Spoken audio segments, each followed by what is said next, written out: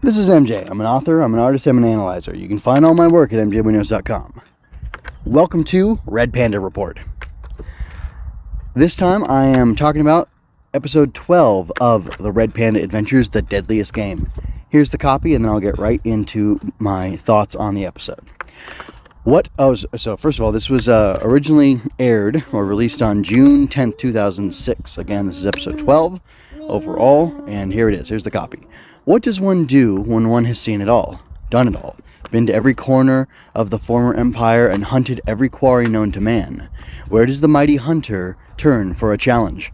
Colonel Barker Whiston Smith, late of His Majesty's service, turns to the wilds of the urban jungle, and his quarry is the new breed of mystery man. But when he sets his sights upon the red panda, will he learn the folly of hunting the deadliest game? And that's it, pretty much. That's the premise of the episode. It's pretty simple. We do get some curious things in this episode. One, I liked it overall. Two, I have some interesting issues with it. And three, there's some kind of landmark nods or mentions or allusions to stuff in this episode that come up a lot later on in the series, which is part of what I enjoy so much about Red Panda Adventures and Greg Taylor's writing style, even if I have a quibble or two with some of the stuff here. So anyway, we're going to talk about it all and unpack it. And again, if you've got comments about this, thoughts about it, I'd love to hear from you. So here we go. Mentions, first of all. Red Panda is on his way back from a super team-up against a heretofore unmentioned villain called Kid Chaos, who had gone back in time. So time travel is a thing in the Red Panda world or universe, and was threatening to rewrite history. So Red Panda, along with Molecule Max and I don't know who else, ended up going back in time.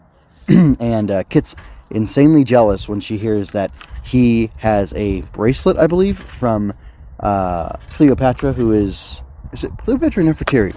I think Nefertiti is said to be one of the most beautiful women in the world through history, but Cleopatra, I think, has that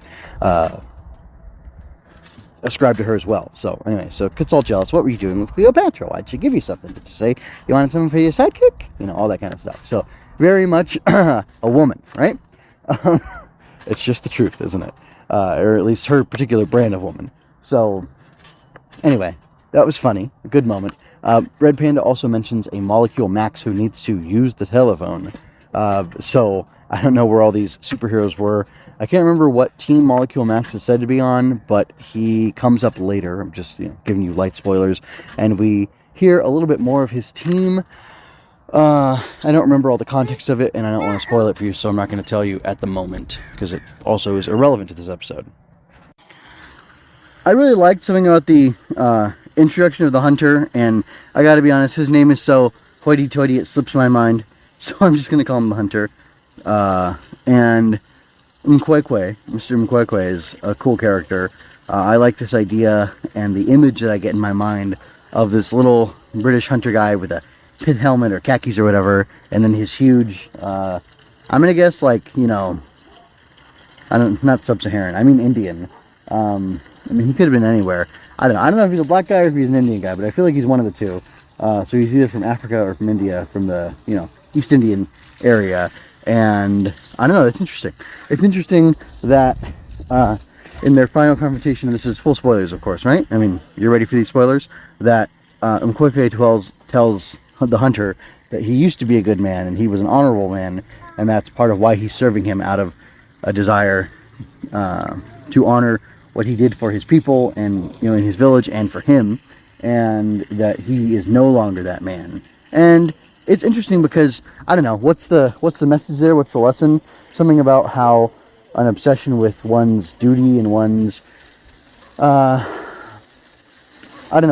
in life can lead one down a dark path and to become a dishonorable man and become basically a monster, I guess you could say, who needs to be dealt with, or who can go too far and will, destroy himself through his own actions, which is exactly what the hunter does in this circumstance, because he puts himself in the sights of the Red Panda, and when Red Panda freaks him out with his mind juju, the guy shoots himself. He literally destroys himself with his weapons, and as a result of everything that he's done over the years. So then I wonder what you think about this. Did Red Panda end up going too far when he was talking to Fingers McCoy, I think his name is?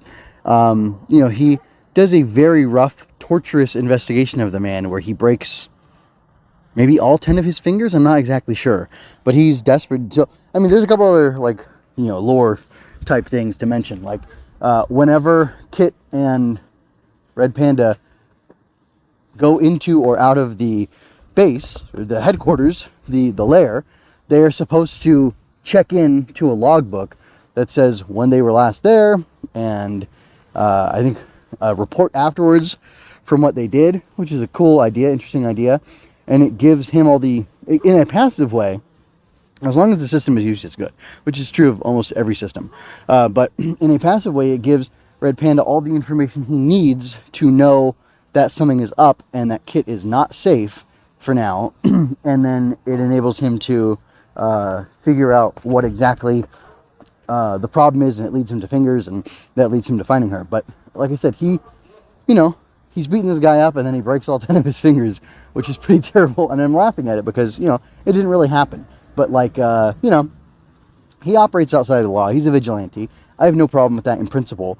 When I was watching Arrow, he's murdering people or, killing people. Depends on how you look at it. And I think it requires some nuance. I think at some point he murdered a few people. But I think most of the people he was dealing with, he actually killed in a, righteous, okay way that I don't think is morally repugnant. But yeah, at some point he went down a dark path. For sure. But, and Red Panda typically doesn't kill, but that doesn't mean he won't break all your fingers in a really, rough, violent interrogation. And, my morals tell me that, torturing is wrong. And definitely I don't want, the government to have the power to legally torture people, which they do anyway, right? Because supposedly it's not effective, but also it's, it's immoral, right? It's immoral to torture somebody like that. He's doing it to save Kit's life. So that's a justification for it. Is it weird that, there's this moral quandary, there's this big thing? I know it was the big, season finale, because they did 12 episodes a year at the time, or per season, however you want to suss that out. And, he did it to save Kit, but ultimately she didn't need saving anyway, because she saved herself, because Taylor wants her to save herself and not be the damsel in distress, because, I don't know, Margot Lane had that happen too much or something like that. So, I don't know. If the justification is he's doing it to save Kit and he didn't know any better, but he was torturing a man needlessly, and at the same time, it's just weird. It's weird. Had she truly been in danger, it would make it a little more understandable that he tortured Fingers, and then your morality isn't clear. Well, I mean, it's practical to some extent, I would say. You shouldn't hurt people, but when you do, but that doesn't mean you can't. And when you do, I think you need to have very good reasons to do it. How could he have known that Kit was safe, and therefore he didn't need to go as far as breaking fingers in order to, get the information he needed to save Kit? I don't know. I don't really know how you deal with that. But I think what's more interesting is that, as far as I know, it never gets brought back up. And when it gets brought up a second time in this episode, because Kit found out what happened, she thinks it's romantic and is, I'm trying to keep this as family friendly as possible, but she sounds like she's turned on by it, which is weird. And, it makes me think she's a psycho. And I gotta be honest, that's my one quibble with Red Panda, is that as cool as the stories all are, I don't know if it's Taylor's, pro-woman agenda, which I'm not anti-woman, by the way. And when you see my superhero stories with women in them, I think you'll be impressed. I purposely made my original. I'm going to get off on a tangent to sound like I'm not a misogynist, but you who think I am already, it's not going to change your mind. But those who think I'm a comic skater or whatever, this might change your mind a little bit. I made sure when I made a superhero thing. What? Hold on, son. I made a whole superhero universe, and I purposely made it so there's only one white woman. That's it. There's one white woman out of 15 or 16 characters I made, and everybody else is, half of the cast are men. I've got old people, I've got young people, I have an animal. Yeah, you need to leave that here, sweetheart. I'm sorry, it's not for you. And besides that, I have everybody's from all around the world, and I thought it doesn't make sense that everybody would have superpowers in New York or Toronto. and that they would all be concentrated in that way. But just because it's, you know, the law of, what is it, the law of large numbers, the law of averages, that doesn't make sense that would be the case. I understand why Marvel and Stan Lee did it and all that stuff, and I know he wasn't the only creator, but just, you know, he's the front man who claimed all the credit for it. So that's why he gets all the credit for it and gets all the accolades, because he said, hey, I'm the guy who did this, true believer. And everybody else, hold on to that, please. Everybody else, you know, stayed quiet about it for the most part and didn't claim credit. So anyway, by no means is Stan Lee a perfect man, and I know I'm getting off on another tangent, but here we are. And the discourse about him is insane, I think. So I'm bringing a rational alternative. He gets all the credit, even if he didn't deserve it, because he was the one who said, hey, I did this. And nobody argued with him, seemingly. So that's interesting. Anyway, moving on to this. Yeah, I made sure that I'm like my first, you know, I'm Mexican, you know, half Mexican, half Puerto Rican, all American. Anyway, I made sure, not that I made sure, but like I can't even think of who my first character was that I made for my big superhero universe that I'm slowly working on developing and turning into an awesome thing. You know, partly inspired by the awesome work of Taylor on Red Panda. Hold on. Anyway, I'm not an identitarian at all, so that's not, you know, that's not how I operate, that's not how I see the world. I see the world in terms of good and evil, you know, free and unfree, and, you know, righteous and unrighteous, and, you know, noble and ignoble. So, anyway, when I started developing my world, I'm trying to remember who was the first characters I made up. I made up hold on. I adapted a bunch of characters. I actually did this weird project thing where I had all these, like different versions of Captain America throughout the ages. That might show you where I am, who I am. And I had a Mongolian Captain America, you know, like from the past, a black Captain America type guy in the, you know, in the present, who's a little bit more like the MCU version of the Falcon, just because I don't know the Falcon so well, and I wanted these guys to all be bird. When I say different versions of Captain America, I thought, what if I did, you know, 4 different versions of Captain America, and they were like Golden Age, you know, Silver Age, Bronze Age, and like 90s, and they were all based on birds, and they all had similar like flight / gravity powers / you know, they all had the same power source, which was this jewel. Instead of all having super soldier serum, they all had like this jewel thing that collected light and absorbed it and turned it into power for them, and it enabled them to do different stuff. And you can bend light and gravity and flying and energy blast and all sorts of stuff like that.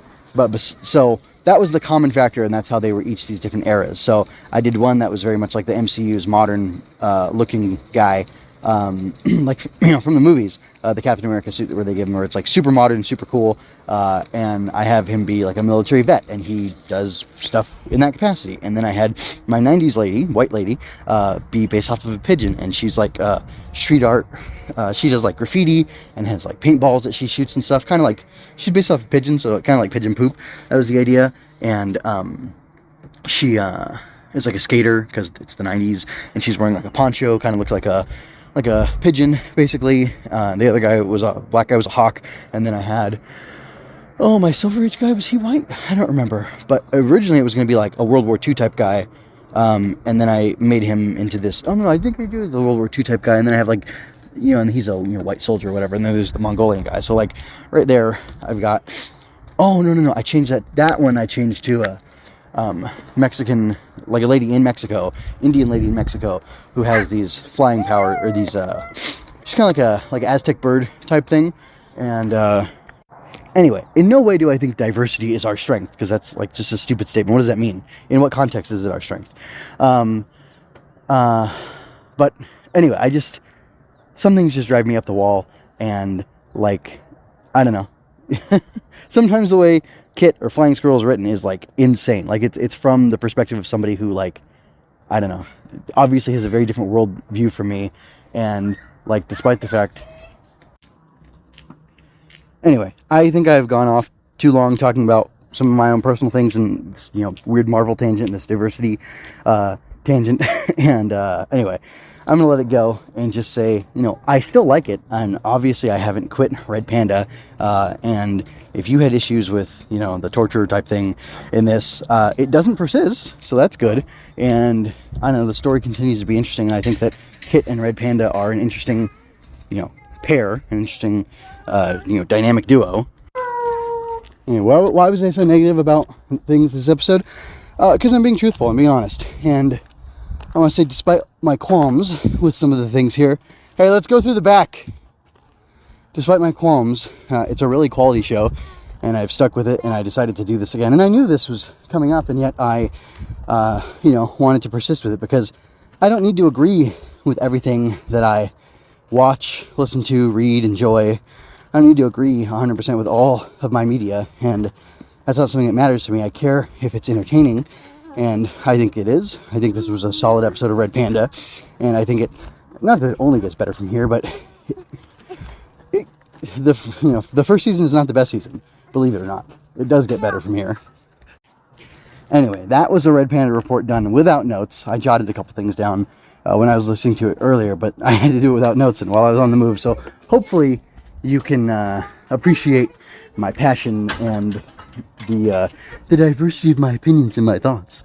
But anyway, if you do, let me know. If you hated it, let me know. I want to make these episodes as entertaining as possible for you, the audience, because while I'm doing it for myself, for my enjoyment, I also want other people to enjoy it as well. So anyway, with that, this is MJ. I hope that you're well, and this is me signing out. I hope you enjoyed that. Go to mjmunoz.com to leave any questions, comments, or other feedback you might have. There you can find all of my analysis, art, and fiction. I cover books, tokusatsu, comic books, anime, and more. Look around. You're sure to find something else that you'll enjoy as well. This has been a Story Over Everything production.